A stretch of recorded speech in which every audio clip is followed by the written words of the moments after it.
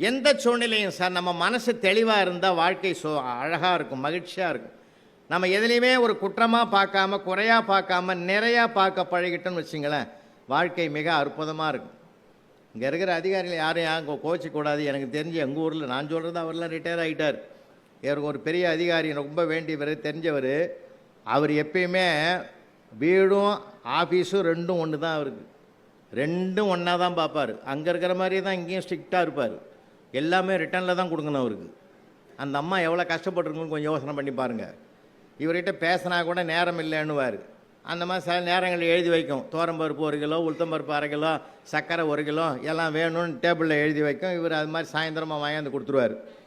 அதே மாதிரி என்ன பண்ணியிருக்குது, ஒரு நாள் வெள்ளிக்கிழமை சாயந்தரம் எழுதியிருக்குது, நாளைக்கு சனிக்கிழமை செகண்ட் சாட்டர்டே லீவு, பசங்கள்லாம் ரெஸ்டாரண்ட்டு போய் சாப்பிட்ணுன்னு விரும்புகிறாங்கன்னு சொல்லி டேபிளில் எழுதி வச்சுக்குது. இவர் க்ரீனிங்கில் எடுத்து எழுதிட்டார். நம்ம போன்ற நடுத்தர குடும்பங்கள் ரெஸ்டாரண்ட்டு போய் சாப்பிட்டா கட்டுப்படி ஆகாது. அந்த பசங்க என்னென்ன சாப்பிட்ணுன்னு விரும்புதோ எல்லாம் வீட்டிலேயே செஞ்சு கொடுத்துரு, அனுமதி மறுக்கப்படுகிறதுன்னு எழுதிட்டார். சரின்னு அந்த அம்மாவும் ஏற்றுக்குச்சு. சரின்னு என்ன பண்ணுறது, நம்ம தலையெழுத்த தானே. அடுத்த வாரம் வெள்ளிக்கிழமை வந்தது, பசங்கள்லாம் புது படம் வந்துக்குது, போய் பார்க்கணுன்னு ஆசைப்பட்டதுங்க. தியேட்டருக்கு போய் புதுசாக படம் பார்க்கணுன்னு பிள்ளைங்கள்லாம் ஆசைப்படுது. அதனால் நான் மேலான அனுமதி கேட்டு விண்ணப்பிக்கப்படுகிறதுன்னு அந்த அம்மா எழுதிச்சு. இவர் என்ன பண்ணிட்டார், கொஞ்ச நாளில் போனால் நம்ம இதிலேயே டிவியிலே போட்டுடுறோம், அதனால் நீங்கள் கொஞ்ச நாள் பொறுத்து இருக்கவும், அதுக்கு பிறகு நம்ம வீட்டிலே பார்த்துக்கலாம், நானும் சேர்ந்து பார்ப்பேன், அனுமதி மறுக்கப்படுகிறதுன்னு எழுதிட்டார். அந்த அம்மாவுக்கு கோவம் வந்துடுது. 4 நாள் பொறுத்து, இவெல்லாம் ஒரு மனுஷன், இவங்க கூட குடும்பம் பண்ணுறது போயான்னு சொல்லி லீவ் லெட்டர் எழுதி வச்சிருது. எனக்கு மனசு சரியில்லை, எங்கள் அம்மா வீட்டுக்கு போகிறேன், எனக்கு ஒரு 10 நாள் லீவு வேணும்னு எழுதி வச்சிருக்கு. அப்பயும் நம்மால் சும்மா விடலை சார், கிரீனிங் எடுத்தார், மாற்று ஏற்பாடு செய்து விட்டு போகணும்னு எழுதிட்டார் சார். நான் என்ன கேட்குறேன், கையெடுத்து கூப்பிட்றேன், வீடு வீடாக வச்சுருக்கணும், அலுவலகம் அலுவலகம், அங்கே இருக்கிறத கொண்டாந்து இங்கே சொல்கிறது, இங்கே இருக்கிறத கொண்டு போய் அங்கே பேசுறது, இதெல்லாம் எங்கே கற்றுங்க நினைக்க. என் பிள்ளை தான் சார் கற்றுக் கொடுத்தான் எனக்கு. நான் ஏதாவது கோபமாக கிளாஸில் பேசுனேன்னா, டே கம்முன்னுறான், ஐயாவுக்கு வீட்டில் பிரச்சனை போலக்குதுன்றான். அவன் தான் சார் கண்டுபிடிக்கிறான். இன்றைக்கி இருக்கிற பிள்ளைகளை சாதாரணமாக நினைக்காதீங்க. அற்புதமான அறிவு வளர்ந்துருக்குது, ஆற்றல் வளர்ந்துருக்குது, திறமை வளர்ந்துருக்குது சார். விளையாட்டுக்கு சொல்லலை, நான் வேடிக்கைக்கு சொல்லலை, அவ்வளவு அற்புதமான பிள்ளைங்கள்லாம். ஏன்னா அவங்ககிட்ட பேசி பாருங்களேன். அவன் ஒன்றும் இல்லை, எங்கள் தாம்பரத்தில் ஒரு பெரியவர் சார், உண்மையிலே நேஷ்னல் ஸ்கூலு பக்கத்தில் இருக்கிறார். அவர் யாரை பார்த்தாலும் மடக்குவார் சார். அவரை பார்த்தாலே ஓடிடுவான் எல்லாம். ஏன்னா வில்லங்கமாக கேள்வி கேட்பார், ஏடா குணமாக கேட்பார். எவனும் பதில் சொல்ல முடியலன்னும் போது அவருக்கு ஒரு சந்தோஷம். ஏன்னா அடுத்தவனை மடக்கிட்டம் பற்றியான்னு அவர் ஒரு இருமாப்பாக இருப்பார். அப்படி ஒரு மகிழ்ச்சி கண்ட மனுஷன் என்ன பண்ணார், ஒரு நாள் அந்த ஸ்கூலில் படிக்கிற 8ஆம் கிளாஸ் படிக்கிற பையன்கிட்ட மாட்டினார். என்ன அந்த ஸ்கூல்லேயே நீ தான் ஃபஸ்ட் ரேங்க்லாம் எடுக்கிறியாம, பிரில்லியன்ட் ஸ்டூடெண்ட்டாம, நான் ஒரு கேள்வி கேட்குறேன் சொல்கிறியா அப்படின்னாரு. கேளுங்க ஐயான்ட்டான். நான் டெல்லியிலேருந்து கல்கத்தாவுக்கு ஃப்ளைட்டில் போகிறேன், 800 கிலோமீட்டர் வேகத்தில் அந்த ஃப்ளைட் போகுது, அப்படின்னா என் ஏஜ் என்னான்னாரு. இந்த கேள்விக்கெல்லாம் சம்மந்தங்குதா? 800 கிலோமீட்டர் வேகத்தில் போகிற ஃப்ளைட்டில் இருந்தாலும் போனால் அதுக்கு அவர் வயசுக்கு என்ன சம்மந்தங்குது? ஏடா குணமாக கேட்டார். அந்த பையன் என்ன பண்ணால் ஃபியூ செகண்டில் பதில் சொல்லிட்டான் சார். எக்ஸாக்ட்லி உங்களுக்கு ஏஜ் 60ன்னா. அந்த ஆள் அப்படி கட்டி பிடிச்சிட்டான் சார். எப்படா கண்டுபிடிச்சா? 60 தாண்டா நடக்குது. என் செல்லமே நீ அறிவாளி தாண்டா. சரி எப்படி கண்டுபிடிச்சேன்னார். அந்த பையன் சொன்னான், எங்கள் வீட்டில் எங்கள் அண்ணன் ஒருத்தங்கிறான், அவன் எதை எடுத்தாலும் ஏடா கூடமாக தான் பேசுவான். அவன் கேட்குற கேள்விக்கு பதிலே சொல்ல முடியாது, வில்லங்கமாக பேசுவான்.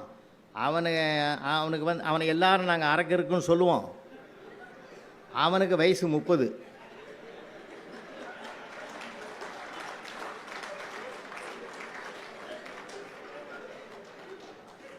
அரக்கு இருக்க 30ன்னா முழுக்க இருக்க 60 தானே இருக்கணும். அதை வச்சு தான் நான் கணக்கு போட்டேன்னா. அன்னையோட அவர் டைரி எடுத்து எழுதிட்டார், இனி வாழ்நாளில் நான் எவனையுமே கேள்வி கேட்க மாட்டேன். அதனால் சின்ன பிள்ளைங்கன்னு நினைக்காதீங்க நீங்கள். அவன் அவ்வளோ அபாரமாக இருக்கிறான் சார். நான் யூடியூப்பில் வர என்னதெல்லாம் பார்த்துருப்பீங்க. இப்போ என் புத்தகத்திலேயே நான் முத எழுதினேன், ஒரு 20 வருஷத்துக்கு முந்தைய எழுதினது. ஒரு அருமையான சம்பவம், அதை மறக்கவும் முடியாது என் வாழ்க்கையில். தெரிஞ்சிருந்தாலும் உங்களுக்கு நான் நினைவுபடுத்துகிறேன். ரொம்ப சுவையான சம்பவம் அது. 6ஆம் கிளாஸ் தான் சார் அது.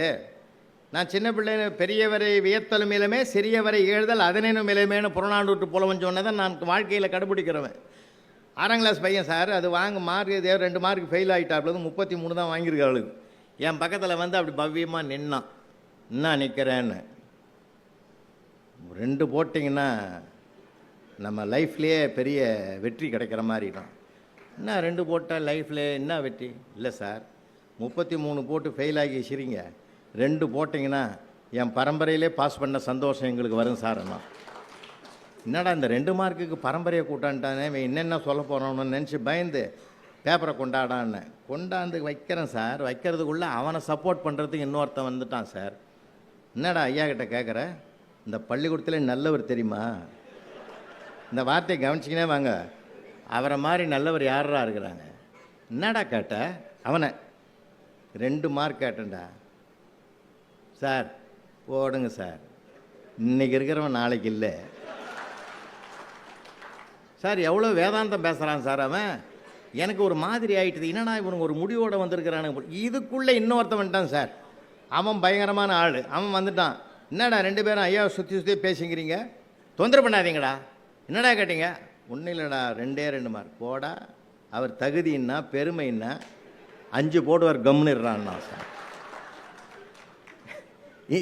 இனியும் ஒருத்தன் வந்து எதனா பண்ணிட்டு போகிறான்னு சொல்லி அந்த 33 போட்ட மார்க்கை வாங்க, அந்த பேப்பரை வாங்கி அங்கே இங்கே அட்ஜஸ்ட் பண்ணி, எங்களுக்கு தெரியும் எங்கெங்கே போடணுன்னு, போட்டு ஒரு அரை அங்கேயும் போட்டுக்கிட்டு சூழ்ச்சி எதுக்கு போட்டோம்னு எங்களுக்கே தெரியாத அளவுக்கு சூழ்ச்சிடுவோம். அதை சூழ்ச்சி கழிச்சு எல்லாத்தையும் பண்ணிவிட்டு கொண்டாந்து இவங்ககிட்ட கொடுத்தேன் சார். 38 ஆக்கி கொடுத்தேன் சார். பேப்பரை வாங்கிக்கினேன். இந்த கடைசியில் வந்து அவனுக்கு 5 போடுவான்னு சொன்னான் பார்த்தீங்களா, அவனை பார்த்து சொல்கிறான், என்னமோட உன் புண்ணியத்தில் நான் பாஸ் ஆகிட்டேன்ட்டான் சார். அவன் போட்டது நான் சார், புண்ணியம் அவனுக்கு சார். இதுதான் சார் பிள்ளைகள். அவங்க கூட ஜாலியாக இருக்கணும் சார். அதனால தான் எப்பயுமே குழந்தைகள் தினம்னு ஒன்று கொண்டாடுறோம் இல்லையா? எப்போ? நவம்பர் 14. இன்னொரு தினம் கொண்டாடுறோம், காதலர் தினம்னு ஒன்று கொண்டாடுறோம். எப்போ? எல்லாம் ஞாபகம் வச்சுருக்கோம் பாருங்கள். ஒரு குறள் சொன்னால் ஞாபகம் வராது. காதலர் தினம் பிப்ரவரி 14, குழந்தைகள் தினம் நவம்பர் 14. சரியாக பாருங்கள், நம்மளால் அறிவாளிங்கய்யா. டேட்டு கூட எப்படி வச்சுக்கிறான் பாரு, நடுவில் சரியாக 10 மாதம்.